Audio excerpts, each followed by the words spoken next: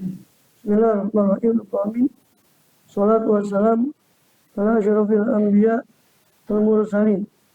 Sayyidina nabiyina habibina syafi'ina qurra Muhammadin wa ala alihi wa sahbihi ajma'in. Amma ba'd.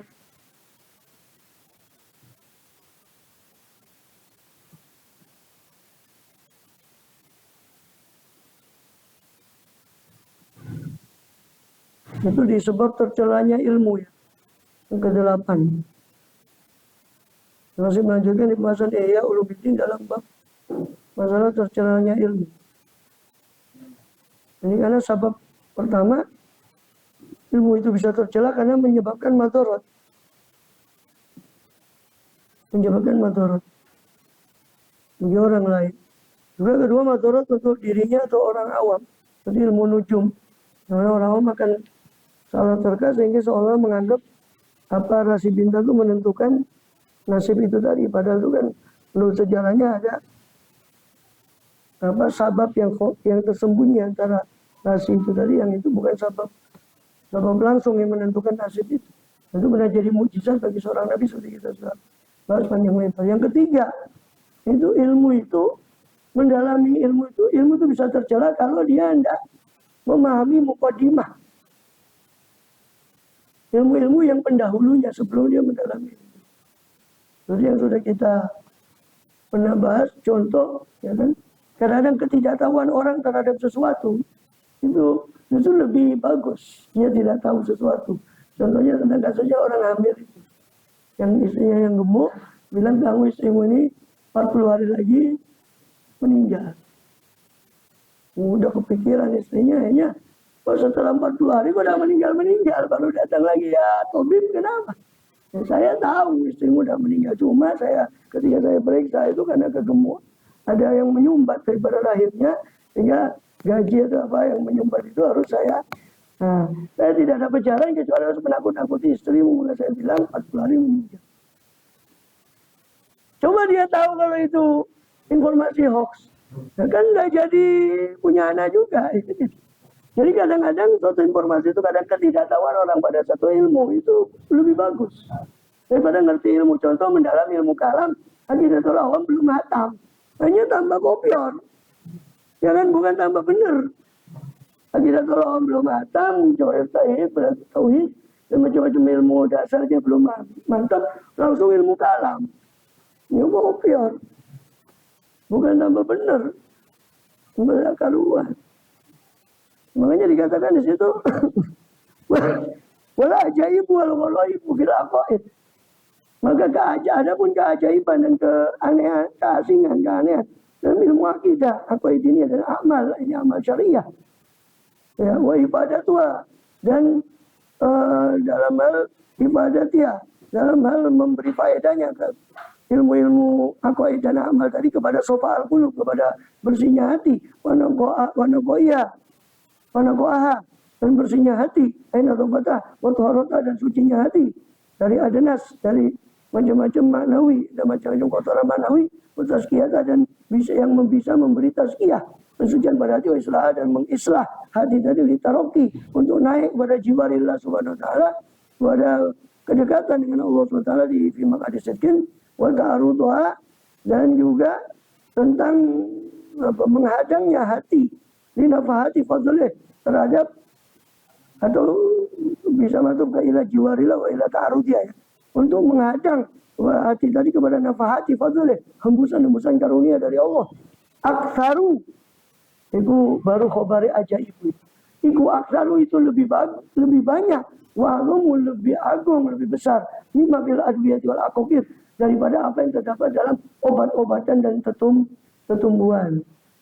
Aqaqir itu tumbuhan obat, apa toga lah seperti itu. Bagaimana ukul ya? Jadi nggak bisa orang itu mendalami ilmu sebelum dia, apalagi ilmu agama. Beliau memperingatkan ajaib dan gharaib, keanehan dan keajaiban dalam ilmu, terutama ilmu agama, masalah akidah dan amal. Itu lika-liku keajaibannya lebih dahsyat, lebih banyak daripada lika-liku keajaiban yang kamu dapati dalam ilmu perobatan jasmani. Perobatan jasmani salah obat paling banter mati. Nah kalau perobatan rohani salah obat, naudzubillah, sengsara, sesat di dunia dan di akhirat. Naudzubillah. Bagaimana ukulah? Sebagaimana akal itu taksuruhan itu gimana filadiyah. Dangkal untuk menjangkau manfaatnya obat. Ma'ana litajribati sabila ilaih. Meskipun bagi tajribah, bagi eksperimen, bagi percobaan itu ada jalan menuju kepadanya, kepada mengetahui manfaat obat tadi, manafe tadi. Fal ukul taksuru, maka begitu juga akal itu juga pendek, dangkal. An idraki ma yanfa'u, dari menjangkau apa yang memberi manfaat, apa dalam kehidupan akhir biasalah. Mana tajribah wala mutatoriqah, meskipun padahal ya tajribah, eksperimen, percobaan, trial and error, coba dan salah dalam ilmu agama itu tidak masuk wala mutatoriqah. Jadi perbandingannya, paham ya? Ya. Sebagaimana akal itu nggak bisa jangkau ilmu perobatan. Kadang dokter tuh ngobati sini, padahal yang sakit sini lagi ngobati di sini. Ya kan? Sebagaimana akal itu dangkal tuh menjangkau ilmu perobatan jasmani. Padahal itu masih bisa dimasuki oleh trial and error, masih bisa dimasuki oleh percobaan, eksperimen. Ya. Itu saja akal masih nggak bisa, kadang-kadang nggak bisa jangkau apa rahasia dalam perobatan jasmani. Nah bagaimana perobatan rohani yang itu nggak bisa masuk eksperimen, trial and error, nggak bisa masuk di situ. Mau dicoba-coba agama, tidak bisa. Kalau ilmu perobatan jasmani bisa dicoba-coba. Ya. Wa inna mata kana tatatarrur ilaili lau roja ilaina batul amwat. Hanya saja tatatarrur bisa masuk ya tajribah, apa percobaan tadi kepada hayatil akhirah, kepada apa yang bermanfaat untuk hayatil akhirah, untuk kehidupan akhirat. Lau roja ilaina, seandainya kembali kepada kita ba'dul amwat, sebagian orang yang mati. Nah itu baru bisa. Kalau sebagian orang yang mati tadi baru bisa kembali ke kita, ngabarkan gini, nah itu baru bisa, berarti trial and error, baru bisa masuk di situ. Lau roja, seandainya, tapi itu suatu hal yang mustahil, suatu hal yang mustahil. Hah? Ya kan? Fa'akbarona, lalu dia, si orang yang baru mati tadi, baru kembali tadi, ngabari kepada kita. Anil amalil makbulah, tentang amal apa yang diterima di sana. Ya, an-nafi'ah yang bermanfaat, al-muqarribah ila Allah, yang mendekatkan kepada Allah Subhanahu zulfa dengan suatu kedekatan. Begitu juga mengabari wa anil amalil mubi'idah, dan mengabari pada kita amal apa saja yang menjauhkan kita dari anhu, dari Allah. Wakadzalika anil aqwaid, begitu juga tentang akidah.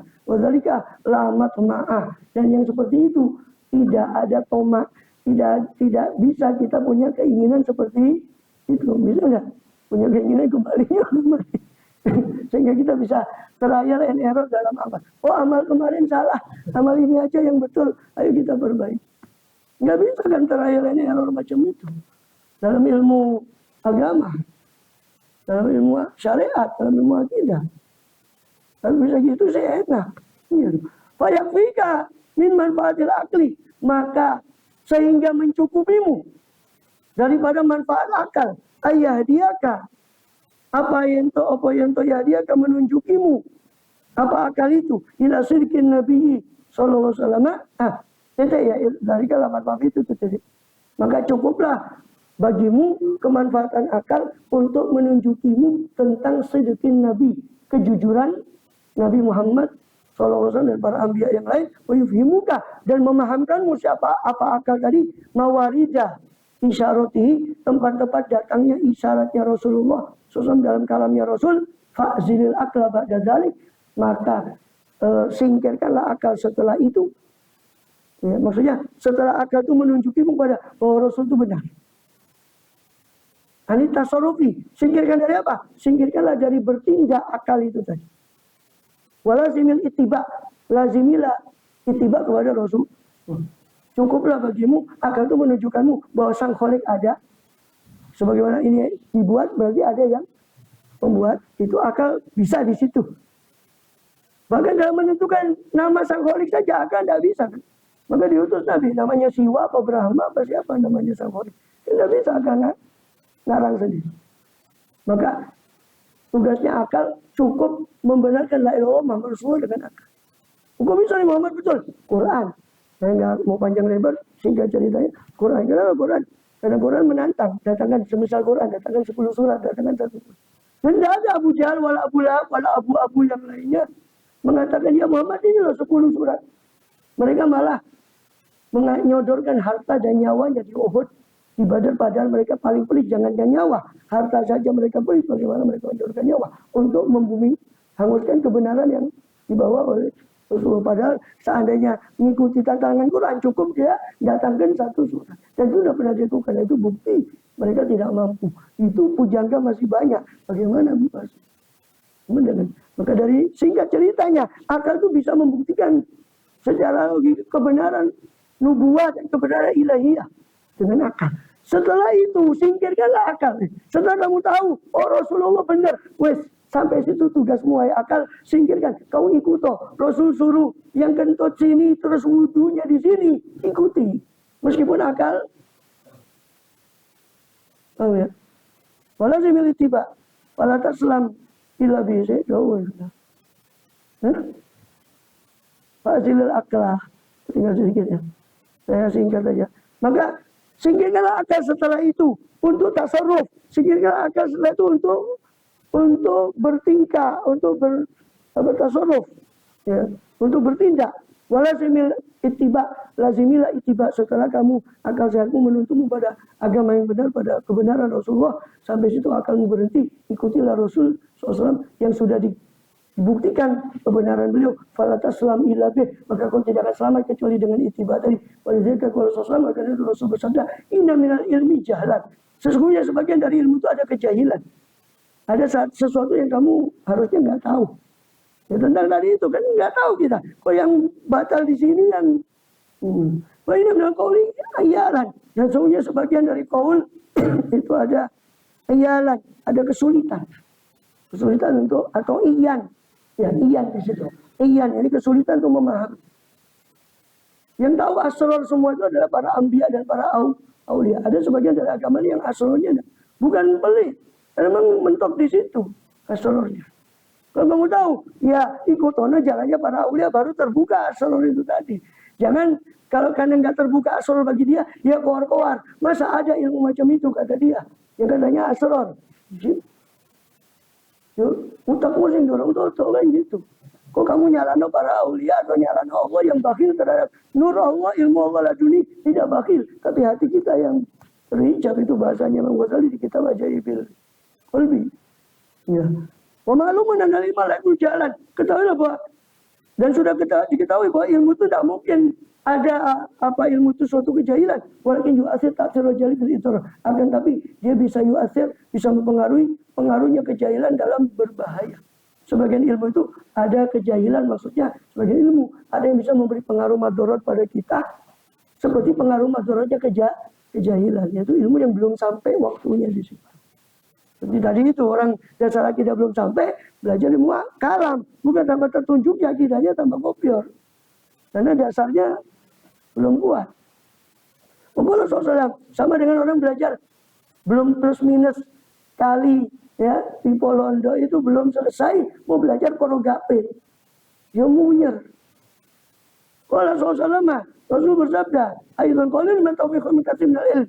Sedikit dari taufik lebih bagus dari banyak daripada ilmu. Makanya kadang ilmunya yang dipunyai orang desa, pokoknya dia ilmu dasar, terus dia beramal, itu lebih selamat.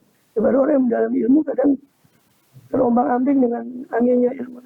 Kalau Isa alaihissalam berkata Nabi Isa alaihissalam, "Ma'aksara syajar, walaysa kullu habib musmir." Alangkah banyaknya pohon, tapi tidak semua pohon itu berbuah. Wa ma'aksara samar, walaysa kullu habib thayyib, dan alangkah banyaknya buah, tapi tidak semua buah itu bagus.